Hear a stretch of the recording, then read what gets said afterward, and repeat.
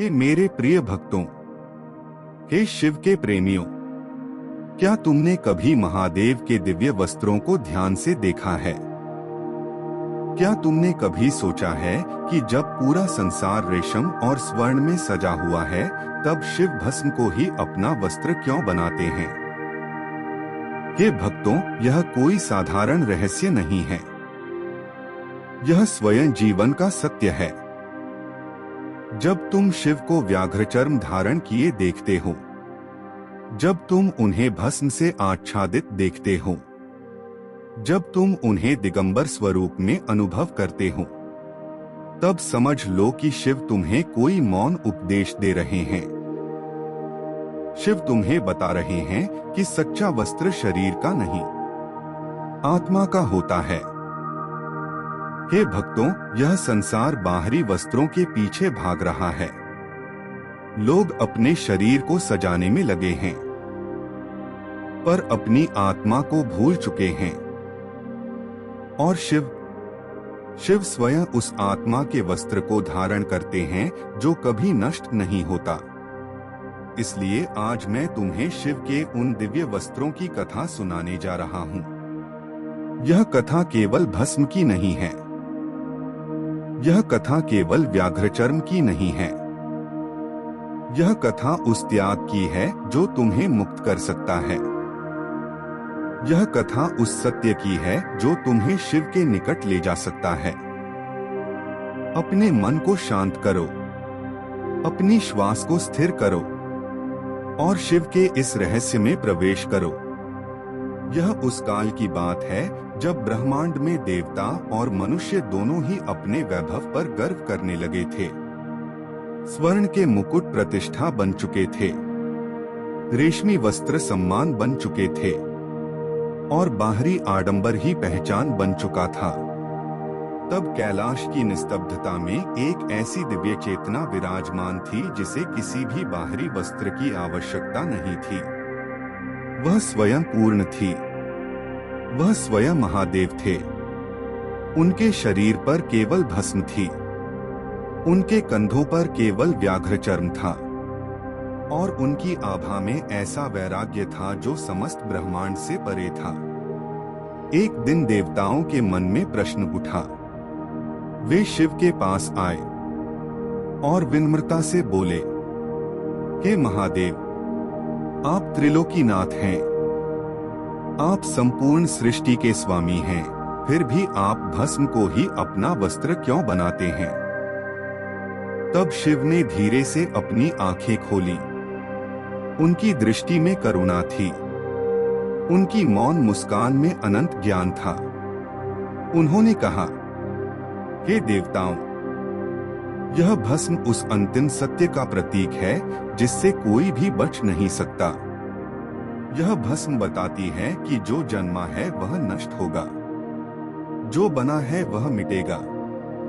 यह शरीर जिसे तुम इतना सजाते हो, जिसे तुम इतना महत्व देते हो, वह एक दिन इसी भस्म में बदल जाएगा। इसलिए मैं भस्म को धारण करता हूँ ताकि हर जीव यह स्मरण रखे कि उसका वास्तविक स्वरूप यह शरीर नहीं, बल्कि वह चेतना है जो कभी नष्ट नहीं होती।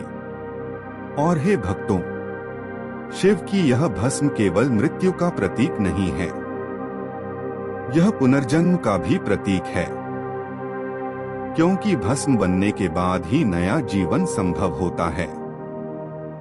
जैसे बीज मिट्टी में विलीन होकर नया वृक्ष बनता है, वैसे ही अहंकार भस्म होकर आत्मज्ञान को जन्म देता है।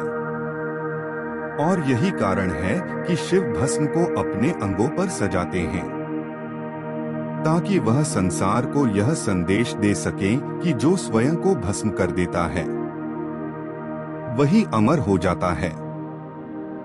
और जब माता पार्वती ने शिव से पूछा, हे स्वामी, यह व्याघ्रचर्म जो आप धारण करते हैं, इसका क्या रहस्य है?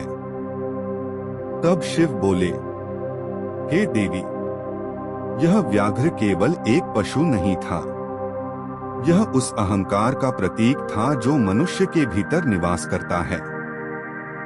प्राचीन काल में कुछ ऋषियों को अपनी शक्ति पर घमंड हो गया था।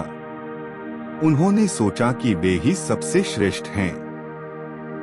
उनके इस अहंकार से एक भयंकर व्याघ्र उत्पन्न हुआ। वह व्याघ्र क्रोध से भरा हुआ था। वह विनाश का प्रतीक था। उसने शिव पर आक्रमण किया, पर शिव स्थिर रहे, क्योंकि जो स्वयं को जान चुका है उसे किसी भी शक्ति का भय नहीं होता। शिव ने उस व्याघ्र को पराजित किया और उसके चर्म को धारण कर लिया, ताकि संसार यह समझ सके कि जिसने अपने अहंकार को जीत लिया उसने पूरे संसार को जीत लिया। और हे भक्तों, शिव का दिगंबर स्वरूप तो और भी गहरा रहस्य समेटे हुए है। दिगंबर होने का अर्थ है कि दिशाएं ही उनका वस्त्र हैं। इसका अर्थ है कि शिव किसी भी भौतिक वस्तु पर निर्भर नहीं हैं। वे पूर्ण स्वतंत्र हैं। वे पूर्ण सत्य हैं। उन्हें किसी आडंबर की आवश्यकता नहीं है। और यही शिव का सबसे बड़ा उपदेश है कि जब तक तुम बाहरी वस्त्रों और पहचान के मोह में बंधे रहोगे, तब तक तुम सच्ची स्वतंत्रता को प्राप्त नहीं कर सकते। पर जिस दिन तुम अपने भीतर के अहंकार को भस्म कर दोगे, जिस दिन तुम अपने वास्तविक स्वरूप को पहचान लोगे, उसी दिन तुम भी शिव के समान स्वतंत्र हो जाओगे। और हे भक्तों, एक और गहरा रहस्य है। जब शिव भस्म धारण करते हैं तो वे केवल संसार को ही नहीं, अपने भक्तों को भी एक वरदान देते हैं।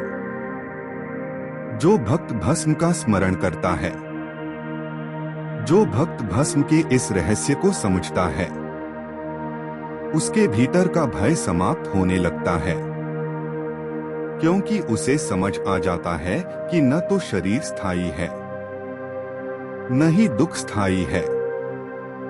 सब कुछ परिवर्तनशील है। और जब यह बोध जागता है, तब साधक के भीतर एक अद्भुत शांति उत्पन्न होती है। वह जीवन के उतार चढ़ाव से विचलित नहीं होता। वह सफलता में अहंकार नहीं करता। वह असफलता में निराश नहीं होता, क्योंकि उसे शिव का सत्य ज्ञात हो चुका होता है। और धीरे धीरे उसका मन शिव के समान स्थिर होने लगता है। उसका हृदय शिव के समान निर्मल होने लगता है। और एक दिन ऐसा आता है जब वह स्वयं को शिव से अलग नहीं पाता।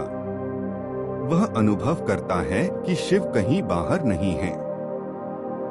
शिव उसके भीतर हैं, उसकी श्वास में है, उसकी चेतना में है। और हे भक्तों, यही शिव के वस्त्रों की अंतिम शिक्षा है कि सच्चा वस्त्र वह नहीं जो शरीर को ढके। सच्चा वस्त्र वह है जो आत्मा को प्रकट करे। भस्म आत्मा की शुद्धता का वस्त्र है। व्याघ्रचर्म आत्मा की विजय का वस्त्र है। और दिगंबर स्वरूप आत्मा की स्वतंत्रता का वस्त्र है। इसलिए हे भक्तों, जब भी तुम शिव का ध्यान करो, उनके इन वस्त्रों के रहस्य को अपने हृदय में धारण करो। अपने अहंकार को भस्म कर दो। अपने क्रोध को व्याघ्रचर्म बना दो। अपने भय को त्याग दो और अपने वास्तविक स्वरूप को पहचानो, क्योंकि तुम भी उसी चेतना का अंश हो जो शिव है। और जिस दिन तुमने यह सत्य जान लिया, उस दिन तुम्हारा जीवन बदल जाएगा। उस दिन तुम्हारे भीतर का अंधकार समाप्त हो जाएगा। उस दिन तुम्हारे भीतर शिव का प्रकाश प्रकट हो जाएगा। और तब तुम समझ जाओगे कि शिव के वस्त्र केवल उनके शरीर पर नहीं हैं। वे हर उस आत्मा पर हैं जिसने सत्य को जान लिया है, जिसने अहंकार को त्याग दिया है, जिसने स्वयं को पहचान लिया है। हर हर महादेव। यदि आप भी मानते हैं कि सच्चा वस्त्र आत्मा की शुद्धता है तो कमेंट में लिखें हर हर महादेव।